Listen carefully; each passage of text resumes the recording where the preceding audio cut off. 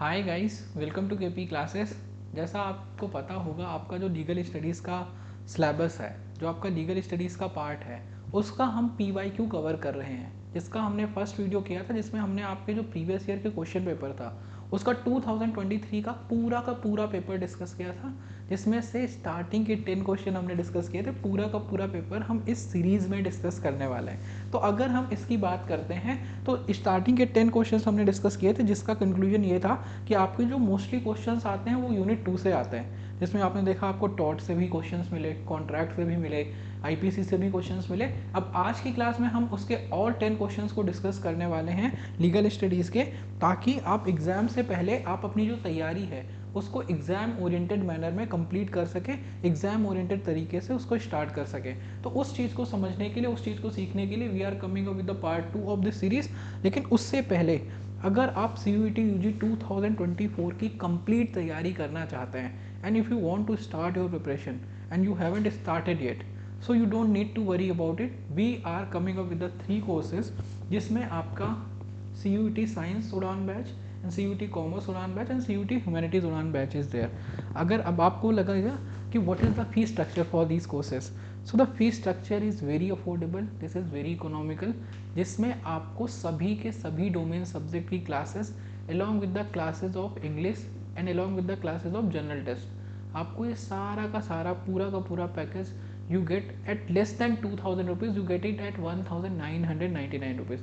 So if you really want to start your preparation for CUET examination, you can go on the KP exam prep app and you can start, you can check what are the syllabus and what is the schedule there. Now we are going to start with the question series, जिसमें हम आपके जो previous year के question हैं उनको discuss करने वाले हैं, कौन से यूनिट में इनका रिलीवेंस है, कौन कौन से इंपॉर्टेंट चीज़ें वो हम सारे डिस्कशन करेंगे। तो अब अगर हम क्वेश्चन नंबर 11 की बात करते हैं, it says the Vedic age in India witness specialised tribunals for setting disputes of family, community, tribe, caste and races, identify the name of the tribunal. अब देखो कुछ ऐसे क्वेश्चंस होते हैं, अब देखो अगर आपने लीगल वाले पार्ट को पूरा पढ़ा होगा, कुछ क्वेश्चन ऐसे होते हैं जो आपका जीके और लीगल दोनों का मिक्सअप होता है। अब आपको पता होगा वैदिक पीरियड हम किस में पढ़ते हैं, आपका एंशिएंट हिस्ट्री में भी पढ़ते हैं, और ये आपका जीके का भी पार्ट हो गया, और ये आपका कॉन्स्टिट्यूशन में भी क्वेश्चन आ गया, मतलब आपका लीगल वाले उसमें भी क्वेश्चन आ गया। और इसका कुछ पार्ट जो हम फैमिली लॉ की हिस्ट्री पढ़ते हैं ना, फैमिली लॉ जो हमारा बनता है वो किससे बनता है, उसका जो मेन सोर्स है, जैसे अभी हमने प्रियम्बल पढ़ा था तो कॉन्स्टिट्यूशन का सोर्स क्या है वो हमने देखा था, वैसे ही आपका जो फैमिली लॉ है उसका सोर्स क्या है, जो हमारी कस्टम्स थी, जो हमारी ट्रेडिशंस थी, उनसे आता है। तो वहाँ पे आप ये चीज़ें पढ़ते हो, वहाँ पे ये चीज़ें आप सीखते हो। तो यहाँ पे आपको ऑप्शंस दे रखे हैं, वैदिक एज में किसने विटनेस किया, specialised tribunal for setting up disputes of family. तो उसका जो आंसर होता है ना, give me a second, option A is the correct one. अब ये होता क्या है, जब वैदिक पीरियड में क्या होता था, वैदिक पीरियड के टाइम में एक फैमिली स्ट्रक्चर में अगर कोई डिस्प्यूट होता है तो जो हेड ऑफ द फैमिली होता था ना, वो क्या करता था, वो उन डिस्प्यूट को रिजोल्व करता था। So for question number 11 the answer is going to be option A, जिसको हम क्या बोलते हैं, Kula. This is for question number 11। अब उसके बाद अगर हम क्वेश्चन नंबर 12 पे आते हैं, गिव मी अ सेकंड, ये मैच द कॉलम वाला जो क्वेश्चन है ना, इस टाइप के क्वेश्चन आपको हर बार हर साल आपको अपने एग्जाम में देखने को मिलते हैं। अब इसमें क्या दे रखा है, this is from the unit 8 of your syllabus, जिसमें आपको लीगल मैगज़म्स पढ़नी होती हैं, जिनको हमने अपने मैराथन क्लास में भी कुछ बेसिक लीगल मैगज़म्स को कवर किया था, और ये लीगल मैगज़म्स हमने लास्ट क्लास में भी डिस्कस की थी। अब देखो, जैसे हम इंजूरिया साइन डैमनम की बात करते हैं, अगर आप अपने यूनिट 2 का लॉ ऑफ टॉर्ट्स वाला पार्ट करते हो, उसमें आप क्या पढ़ते हो, उसमें आप ये चीज़ें पढ़ते हो, इंजूरिया साइन डैमनम, उसमें आप पढ़ते हो कैवी टेम्पटर, उसमें आप पढ़ते हो उबीजस इबी रिमेडियम, ये आप यूनिट 2 में भी पढ़ते हो, अलॉन्ग विद दैट ये आप किसमें पढ़ते हो, ये आप अपना यूनिट 8 में भी पढ़ते हो। So that is why unit 2 and unit 8 both are important. अब ये लीगल मैगज़म्स पे आपका क्वेश्चन है, तो आपको पता होना चाहिए इंजूरिया साइन डैमनम का मतलब क्या होता है। इंजूरिया मीन्स इंजरी, साइन मतलब without, damnum means damages. Injury कितने टाइप की होती है, वो सारी की सारी चीज़ें आप लीगल स्टडीज़ वाला जब पार्ट पढ़ते हो ना, कि इंजरी किस तरह की हो सकती है, इंजरी आपकी बॉडी को लेकर के हो सकती है, इंजरी आपकी प्रॉपर्टी को लेकर के हो सकती है, इंजरी आपके माइंड को हो सकती है, इंजरी आपके रेपुटेशन को लेकर के हो सकती है, जिसको हम डिफेमेशन बोलते हैं। तो ये सारी की सारी चीज़ें, इंजरी का मतलब क्या हो गया, अभी मैंने आपको एक्सप्लेन किया। Injuria sine damnum means injury तो हो गई आपको, लेकिन कोई डैमेज नहीं हुआ। इंजरी विदाउट डैमेज का मतलब होता है injuria sine damnum. Option third से मैच हो गया। ए वाला ऑप्शन किस पे गया, थर्ड पे गया। अब उसके बाद क्या है, बोनाफाइड।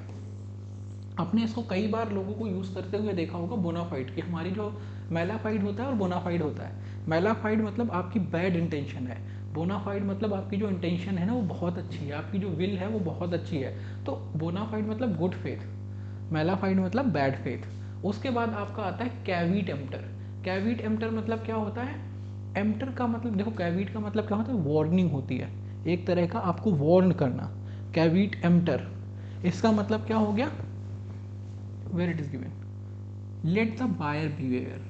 मतलब क्या है, जो बायर है ना उसको किसी भी प्रोडक्ट को खरीदने से पहले उसको वार्निंग, मतलब वो खुद बिवेयर होना चाहिए उस चीज़ से, वो अवेयर होना चाहिए। This is the meaning of caveat emptor. फिर उसके बाद आता है उबी जस्ट इबी रेमेडियम। जहाँ पर क्या है, जहाँ पे आपका राइट है वहाँ पे आपको रेमेडी मिलेगी। जस्ट मतलब क्या है, जस्ट मतलब राइट, कि अगर जहाँ पे where there is a right there is a remedy, this is the meaning of that, where there is a right there is a remedy. अगर आपका राइट है तो उसके लिए आपको रेमेडी मिलेगी। ये भी आप लॉ ऑफ टॉर्ट में पढ़ते हो यूनिट 2 में, और ये चीज़ें ये मैक्सिमम आप कहाँ पढ़ते हो, आप यूनिट 8 में पढ़ते हो। उबी जस्ट इबी रेमेडियम का मतलब क्या हो गया, where there is a right there is a remedy. अगर आपके राइट का वायलेशन होता है तो आपको रेमेडी मिलेगी, चाहे आपको डैमेजेस हुए हों या ना हुए हों। अब देखो इसका मतलब क्या है, डैमेजेस क्या होते हैं, जैसे मान लो कोई आप एक जगह एक दिन आप उठते हो, आप वोट देने के लिए जाते हो और आप डिसाइड करते हो आप अपना जो वोट है वो किसी एक एक्स कैंडिडेट की फेवर में कास्ट करोगे, लेकिन आपको जो पोलिंग बूथ पे ऑफिसर होता है, जो प्रिसाइडिंग ऑफिसर होता है, वो आपको वोट देने से रोक देता है। लेकिन आप एक्स को वोट देने गए थे, एक्स इलेक्शन जीत गया, तो अब क्या हुआ, आपको कोई डैमेज नहीं हुआ, आपका जो काम था, आपकी जो इंटेंशन थी वो फुलफिल हो गई।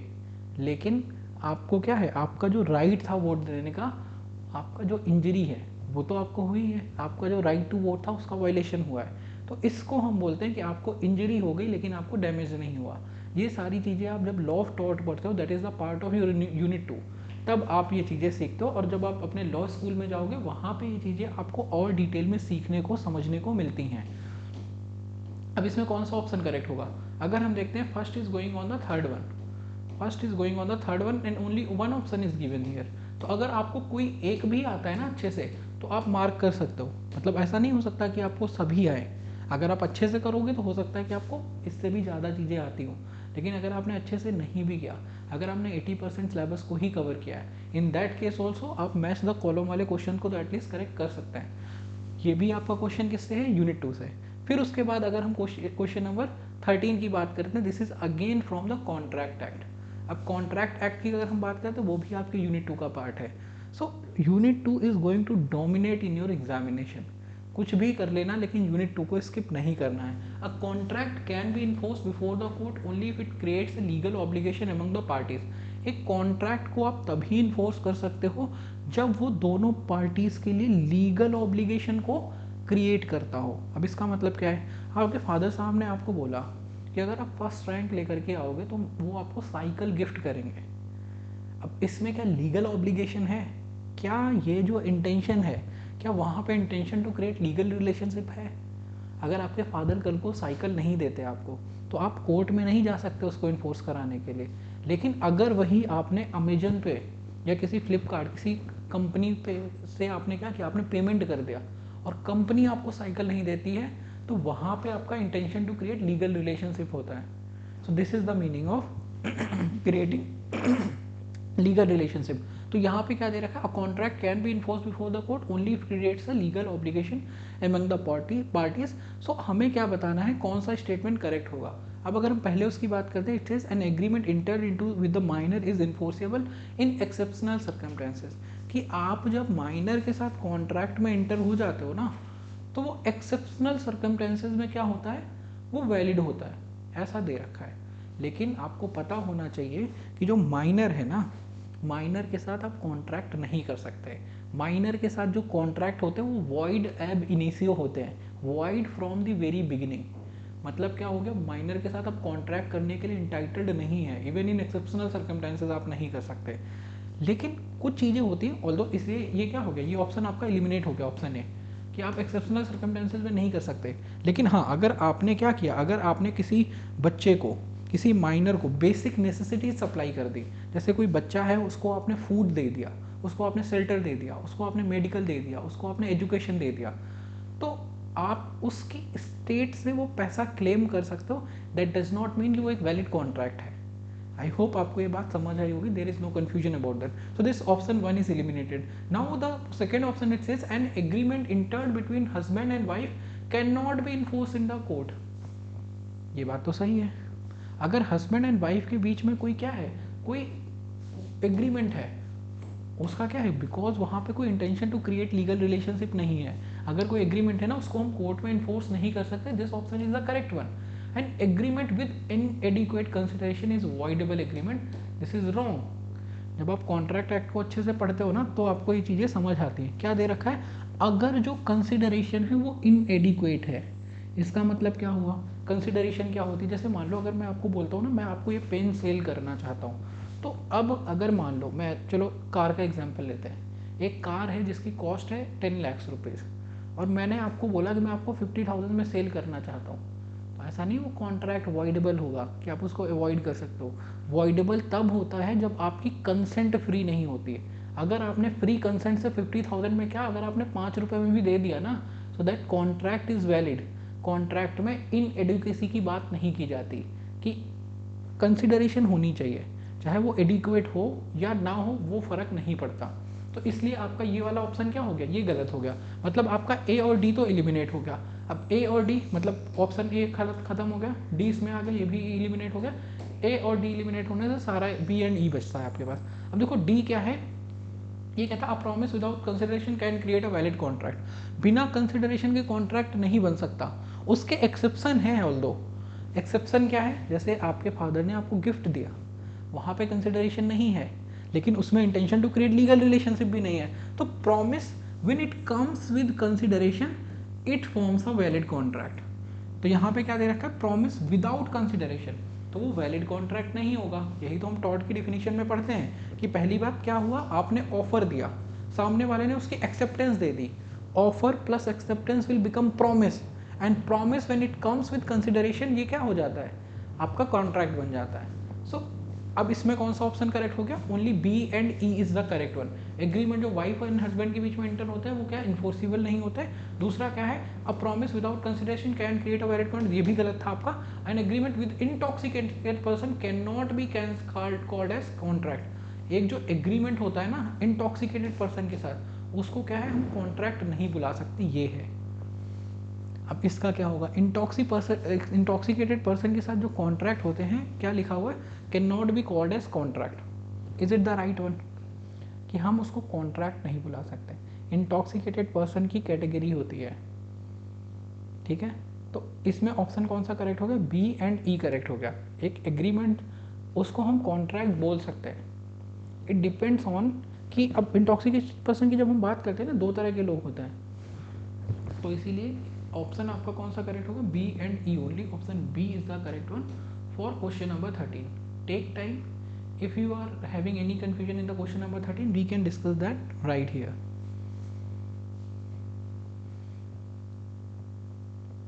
अब देखो अगेन, अभी हमने क्वेश्चन नंबर 12 डिस्कस किया, वो भी मैच द कॉलम था। अब जो क्वेश्चन हम डिस्कस करने वाले हैं वो फिर से मैच द कॉलम है। दैट इज वाई ये इनकी क्या है, ये इनकी फेवरेट कैटेगरी ऑफ क्वेश्चन है जिससे आपका एग्जाम में क्वेश्चन आता है।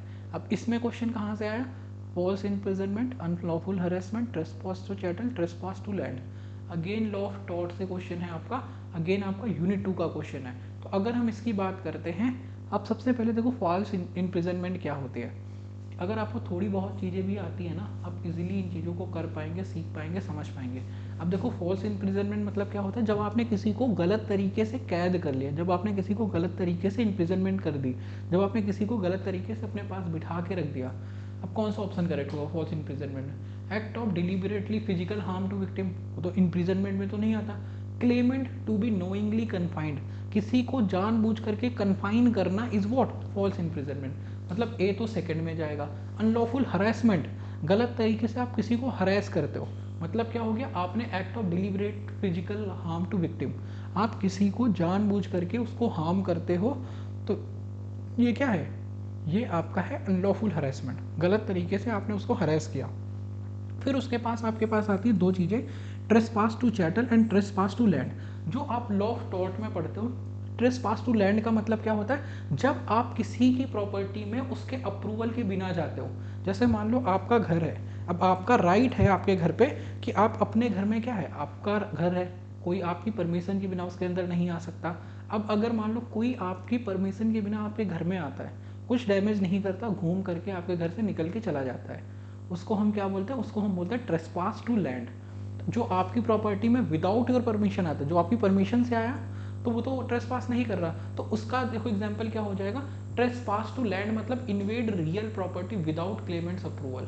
जब आप बिना अप्रूवल के किसी की प्रॉपर्टी में घुसते हैं, बिना इन्विटेशन के किसी की प्रॉपर्टी में जाते हैं, उसको हम बोलते हैं ट्रेसपास टू लैंड। और फिर उसके बाद जब हम बात करते हैं ट्रेसपास टू चैटल, मतलब आप प्रॉपर्टी को लेकर के क्या करते हैं, किसी की प्रॉपर्टी को यूज़ करते हैं, उसको हम बोलते हैं ट्रेसपास टू चैटल। मतलब क्या हुआ, आपने किसी प्रॉपर्टी को वो नहीं किया, का ट्रेसपास नहीं किया, आपने किसी प्रोडक्ट का, किसी ऑब्जेक्ट का को ट्रेसपास किया, intermediate with a chattel which was in the position of chattel. तो ये आपका ऑप्शन कौन सा करेक्ट होगा, option C will be going in the fourth one.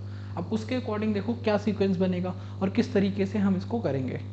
You can just look into the question number 14 and then you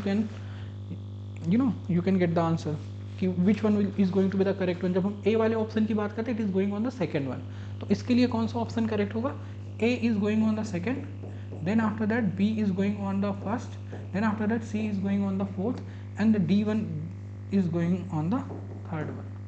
अब इतनी knowledge आपको होनी चाहिए to solve this kind of question. अगर आपने एक भी गलत किया तो आपका आंसर नहीं आएगा। ए सेकेंड, अब देखो इसमें ए सेकेंड केवल एक ही ऑप्शन है, मतलब अगर आपको एक ऑप्शन सही से आता है, although this kind of not question you will not be getting in the examination, but still अगर आपको एक आता है या एक से ज़्यादा, दो या तीन आते हैं, वेल एंड गुड है, उसी के बेसिस पे आप आंसर निकाल सकते हो by using the elimination method. उसके बाद चलो क्वेश्चन नंबर 15 पे आते हैं। अब देखो ये क्वेश्चन क्या है, ये लीगल अमेंडमेंट्स को लेकर के है, लीगल डेवलपमेंट को लेकर के है। अब जैसे हम इसकी बात करते हैं, इट सेज कि जो 42nd अमेंडमेंट है ना, उसने क्या किया, उसने ह्यूमन राइट्स की एक नई इरा को स्टार्ट किया, मतलब उसने ह्यूमन राइट्स को एक नया वो दिया। चलो ठीक है, ये भी हम समझ गए। The 42nd amendment act 1976 added article 323A and 323B to the constitution of India. फिर उसके बाद administrative tribunal act 1985 was enacted to cater the needs of SC ST OBC people. और फिर आपका ऑप्शन डी है जो आपकी बात करता है L Chandra Kumar case, the 7 जजेस bench of the supreme court held the tribunal would not take away the exclusive jurisdiction of the court. अब देखो ये जो जजमेंट है, ये आपकी NCERT जो आपकी CBSE की बुक है उसमें भी ये दे रखी है, और ये आपके लिए इंपॉर्टेंट होती है जब हम इसकी बात करते हैं। अब इसमें देखो क्या है, पहला ऑप्शन आपको क्या दे रखा है 15, it is the 42nd amendment ने स्टार्ट किया era of human rights in India. उसने क्या किया, ह्यूमन राइट्स की एक नई इरा को स्टार्ट किया। Is it the correct one, just take the time. 42nd amendment क्या है, उसको हम मिनी कॉन्स्टिट्यूशन के नाम से भी जानते हैं। मिनी कॉन्स्टिट्यूशन उसको हम क्यों बोलते हैं, क्योंकि जो आपका कॉन्स्टिट्यूशन है ना, उस टाइम पे जो कंट्री थी, जो हमारा देश था, वो इमरजेंसी में था, और इमरजेंसी के टाइम में क्या हुआ, उस टाइम पे जो इंदिरा गांधी गवर्नमेंट थी, उन्होंने कॉन्स्टिट्यूशन में बहुत बड़े बड़े बहुत मेजर चेंजेस किए। इसीलिए आपका जो 42nd अमेंडमेंट है ना, उसको हम क्या बोलते हैं, उसको हम बोलते हैं मिनी कॉन्स्टिट्यूशन, क्योंकि उसमें जो चेंजेस थे वो बहुत मेजर इन नेचर थे। तो इसीलिए उससे ह्यूमन राइट्स को तो नहीं बढ़ावा दिया गया, मतलब ऑप्शन ए तो आपका वहीं से एलिमिनेट हो जाता है, ऑप्शन ए एलिमिनेट हो गया। तो 42nd अमेंडमेंट ने ह्यूमन राइट्स की एक नई उसको जन्म दिया, ये तो बात गलत हो जाती है। फिर उसके बाद अगर हम बात करते हैं 42nd अमेंडमेंट ने क्या किया था, आर्टिकल 320A एंड 323B को ऐड किया था, तो ये बात भी आपकी सही है, option B is the correct one, जो हमें समझ आता है। अब देखो बी के करेक्ट होने से क्या है, बी तो होना ही चाहिए। अब या तो बी एंड सी होगा या तो बी एंड डी होगा, मतलब बी होना चाहिए। ऑप्शन ये वाला तो एलिमिनेट हो गया, अब बी होना चाहिए, मतलब डी तो नहीं हो सकता, क्योंकि B is the correct one. 42nd amendment 1976 से। अब देखो 42nd अमेंडमेंट को हम अलग से पढ़ते हैं, क्यों पढ़ते हैं, क्योंकि इसने पूरे के पूरे कॉन्स्टिट्यूशन में बहुत मेजर चेंजेस किए थे, and this is the important thing. और इसीलिए आपका क्वेश्चन भी इसी पार्ट से आता है। अभी अगर आप रैंडमली देखोगे, यू मस्ट बी थिंकिंग कि ऐसे तो कितनी सारी अमेंडमेंट है, अब तक तो 108 अमेंडमेंट्स आ चुकी हैं अराउंड ऑन एन एवरेज। अगर आप देखोगे 108 और 1010 आपकी इतनी अमेंडमेंट्स आ चुकी हैं, इतनी सारी तो याद करना पॉसिबल नहीं है, but there are certain amendment. जैसे आपका ये अमेंडमेंट है आपकी 42nd, फिर उसके बाद आपकी जैसे 44th होती है अमेंडमेंट जो आपके लिए इंपॉर्टेंट है, फिर उसके बाद 86th अमेंडमेंट होती है। तो कुछ इंपॉर्टेंट है, जैसे आपकी 104th अमेंडमेंट है, 103rd, ये सारी जो अमेंडमेंट है ये आपको सीखनी होती है, समझनी होती है, जो आपके लिए इंपॉर्टेंट होती है। अब जैसे इसमें है option B is the correct one. फिर उसके बाद क्या, administrative tribunal in 1985 was enacted to cater the needs of SC/ST OBC people, ये भी अभी हम देखते हैं। उसके बाद है एल चंद्र कुमार केस था, उसने क्या किया, 7 जजेस बेंच ऑफ सुप्रीम कोर्ट ने हेल्ड किया that the tribunal would not take away the exclusive jurisdiction of the court. मतलब क्या है कि ट्राइब्यूनल तो बनाई गई थी 42nd अमेंडमेंट में, लेकिन क्या था 323A 323B के अंदर ट्राइब्यूनल्स बनाई गई, जो अभी हमने ट्राइब्यूनल डिस्कस किया था वो लीगल स्टडीज़ वाले पार्ट में, जब we were discussing about the hierarchy of the court. लेकिन ट्राइब्यूनल्स क्या है, एक पर्टिकुलर पर्पस के लिए बनाई गई, जो एक पर्टिकुलर जुडिशियल मैटर को लेकर के डील करती हैं। लेकिन एल चंद्र कुमार केस उस केस में एक लैंडमार्क केस है कि जो ट्राइब्यूनल्स है ना, इसका मतलब ये नहीं है कि ट्राइब्यूनल्स जजमेंट दे देंगे और उनके पास कोर्ट का एक्सेस नहीं होगा। मतलब क्या है, उसकी अपील कोर्ट में की जा सकती है। This is the meaning of this D part. L Chandra Kumar case में 7 जजेस बेंच ऑफ सुप्रीम कोर्ट ने हेल्ड किया, ट्राइब्यूनल्स जो है वो कोर्ट के एक्सक्लूसिव ज्यूरिसडिक्शन को नहीं ले सकती। मतलब कोर्ट जाने का भी ऑप्शन रहेगा आपके पास। ऐसा नहीं हो सकता कि मैटर ट्राइब्यूनल लेवल पे ही सेट हो जाए, because these are semi judicial bodies. So this is about question number 15। कौन सा ऑप्शन करेक्ट हो गया, D is the correct one, मतलब बी और डी आपके करेक्ट हो जाते हैं। अब ये अगर आप CBSE की बुक पढ़ोगे वहाँ पे भी आपको एक केस देखने को मिलता है, because these are the important thing. आपका जो जुडिशरी है, जो फंक्शनिंग ऑफ ट्राइब्यूनल्स है ना, वो हम पढ़ते हैं। ट्राइब्यूनल्स की हायरार्की में कहाँ पे आती है, सबसे पहले सुप्रीम कोर्ट होती है, फिर हाई कोर्ट होती है, फिर उसके बाद डिस्ट्रिक्ट में, डिस्ट्रिक्ट लेवल पे सेशन कोर्ट और डिस्ट्रिक्ट कोर्ट होती है, फिर उसके बाद judicial magistrate first class, judicial magistrate second class on the criminal side. वैसे ही आपका सिविल साइड में हायरार्की होती है, उसके नीचे आपकी ट्राइब्यूनल्स आती हैं जो एक पर्टिकुलर मैटर को डील करने के लिए बनाई जाती है। तो एल चंद्र कुमार केस क्या है कि जो ट्राइब्यूनल है वो कोर्ट के एक्सक्लूसिव ज्यूरिसडिक्शन को कभी भी वो नहीं करेंगी, मतलब उनका रिस्ट्रिक्शन नहीं होगा। So option B and D both are correct. तो कौन सा ऑप्शन करेक्ट हो गया, option C for the question number 15। अब उसके बाद और देखें, फिर अगेन मैथ्स का कॉलम आ गया। अब देखो ये क्वेश्चन एक ऐसा है जिसको सीखने के लिए, जिसको समझने के लिए, ऑल्दो इसको लेकर के कोई तरीका नहीं। कुछ क्वेश्चन है जो आपके पास स्किप करने का ऑप्शन इसीलिए दिया गया है ताकि आप स्किप कर सकें। अब ये एक ऐसा क्वेश्चन है जिसको आप स्किप कर सकते हो, या फिर आप क्या है, आप कैसे इस क्वेश्चन को करोगे वो देखते हैं, वो सीखते हैं, वो समझते हैं। देखो, अब अगर ऐसे सोचोगे कि भाई मलेशिया में कौन सा लॉ अप्लीकेबल होता है, हमें कोई आइडिया नहीं है। हांगकांग में कौन सा लॉ अप्लीकेबल होता है, हमें कोई आइडिया नहीं। USA में कौन सा लॉ अप्लीकेबल होता है to deal with the advocate, हमें नहीं पता। लेकिन भाई इंडिया में कौन सा लॉ डील करता है वो तो हमें पता है ना, उसके बेस पे आंसर निकालो। देखो क्या मैं कह रहा हूँ आपसे, इस तरह के क्वेश्चन में आपका एलिमिनेशन मेथड भी काम करेगा। जैसे हमें ये नहीं पता USA में कौन सी लॉ अप्लीकेबल होती है, मलेशिया में कौन सी होती है, हांगकांग में कौन से होते हैं, इंडिया में तो पता है ना। इंडिया में बार काउंसिल ऑफ इंडिया के रूल्स हैं जो हमें फॉलो करने होते हैं। मतलब सी का तो फर्स्ट होना चाहिए, बाकी हमें कुछ नहीं पता। ये सी में फर्स्ट एक ही ऑप्शन है आपका, यहाँ पे आपको बी वाले उसमें दे रखा है, मतलब option B is going to be the correct one. सीधी सी बात है। आपको मलेशिया, हांगकांग और उसका नहीं पता USA का, लेकिन आपको इंडिया को तो पता है ना, तो ऑप्शन बी आपका करेक्ट हो गया। अब देखो उससे आप क्या निकाल सकते हो, जो USA है वहाँ पे model rules of professional conduct applicable होते हैं एडवोकेट्स को डील करने के लिए, USA की जब हम बात करते हैं। फिर उसके बाद अगर हम इसकी बी पे आते हैं, मलेशिया में कौन सा अप्लीकेबल होता है, लीगल प्रोफेशन पब्लिसिटी रूल्स 2001। फिर उसके बाद हांगकांग के लिए only one option is left, that is forbidden to advertise on television, radio, in cinemas. मतलब देखो क्या है, इंडिया में भी ये है, इंडिया में भी कभी आपको एडवोकेट के एक्ट नहीं, मतलब वो ऐड नहीं दिखेगा, एडवर्टाइजमेंट नहीं दिखेगा, लेकिन ये हांगकांग में भी है। तो इस तरह से भी आप ऑप्शन निकाल सकते हो। This is the very popular kind of question, जिसमें आपको लिस्ट 1 लिस्ट 2 दी जाती है, जिसमें आपको मैथ्स भी कॉलम वाले ऑप्शन आते हैं। इसमें आपका एलिमिनेशन मेथड बहुत कारगर होता है। कई बार क्या होता है, अगर आपको केवल एक ऑप्शन आता है, based on that option you can eliminate 2 options और समटाइम्स 3 ऑप्शंस, मतलब आपको आंसर ही मिल जाएगा ऐसे केस में। So this is about what, this is about the question number 15।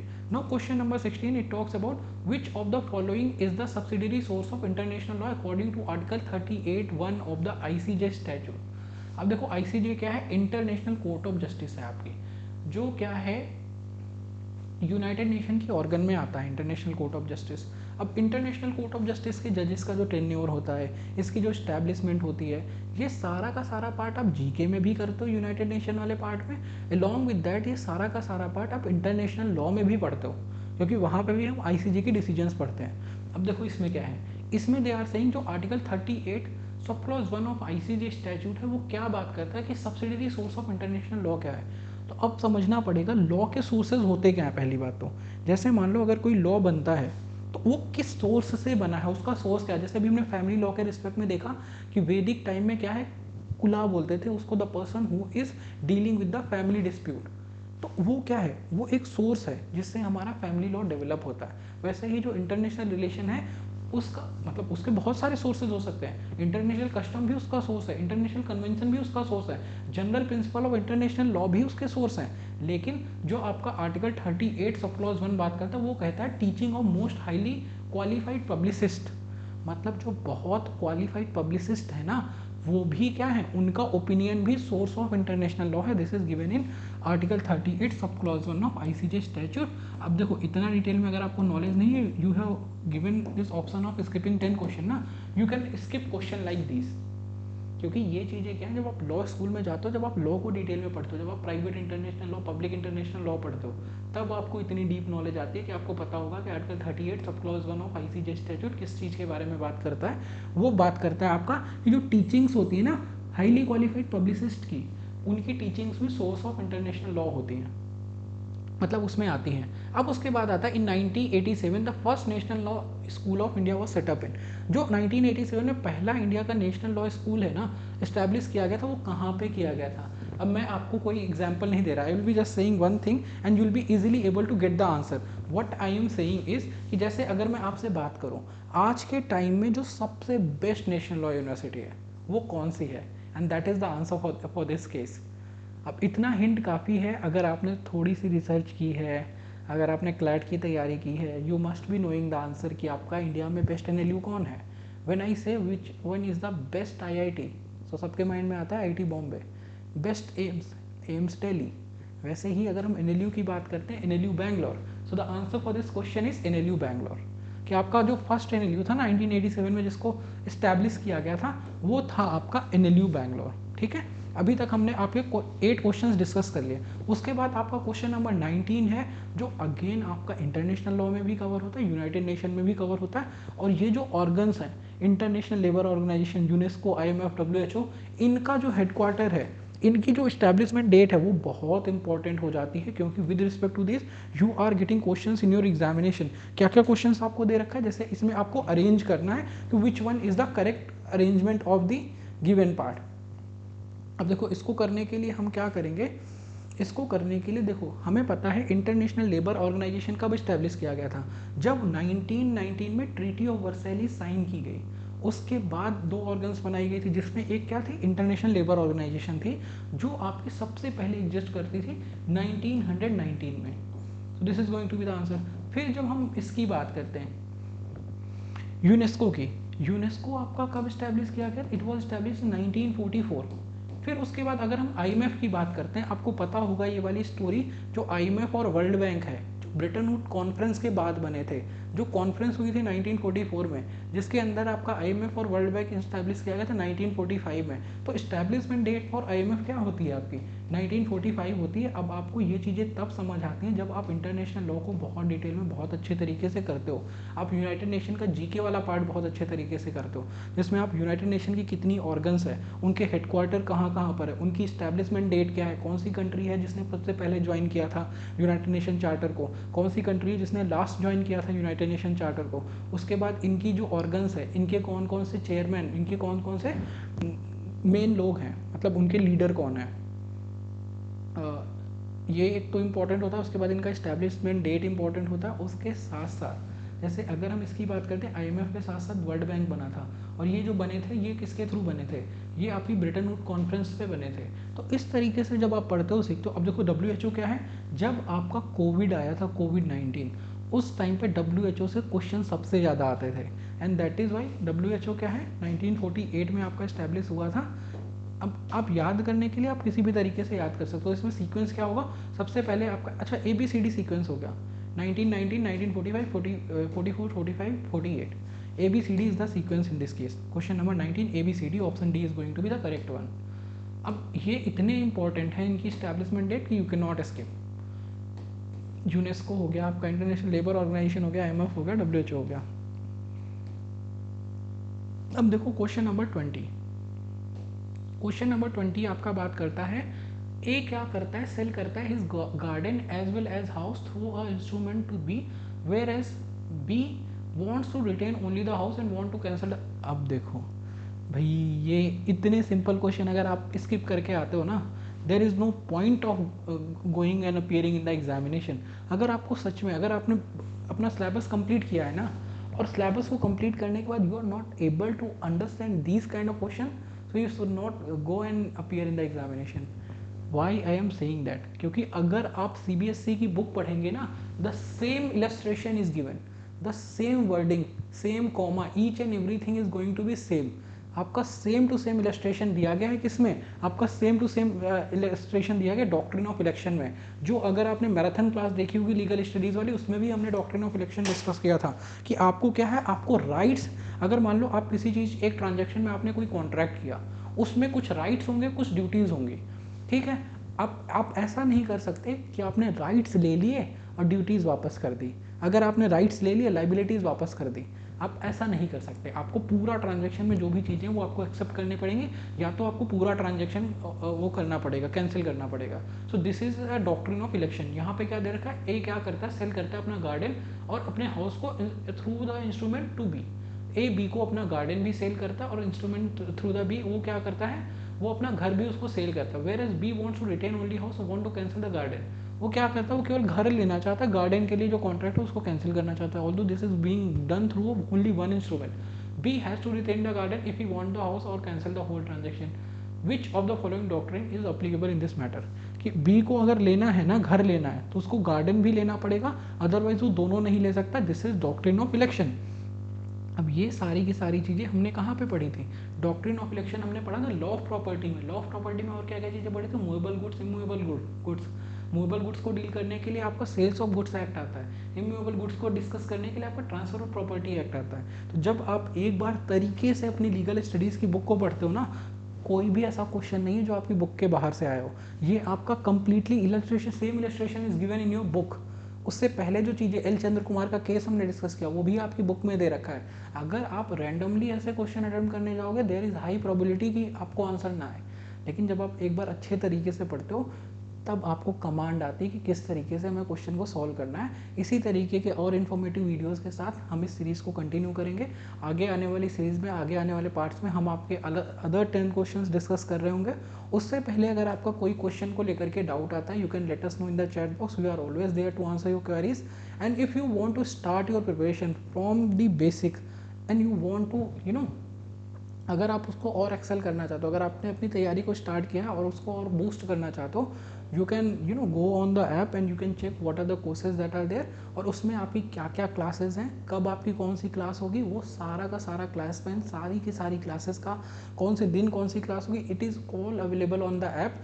and the fee for the course is going to be only 1999 and this course covers all the aspects which are required for examination, जिसमें आपका general test भी है, जिसमें आपका language भी है, जिसमें आपका डोमेन भी है। So you can think about it and will be coming with the next video, जिसमें हम आपके अदर 10 क्वेश्चंस डिस्कस करेंगे। Thank you so much for watching today's live video.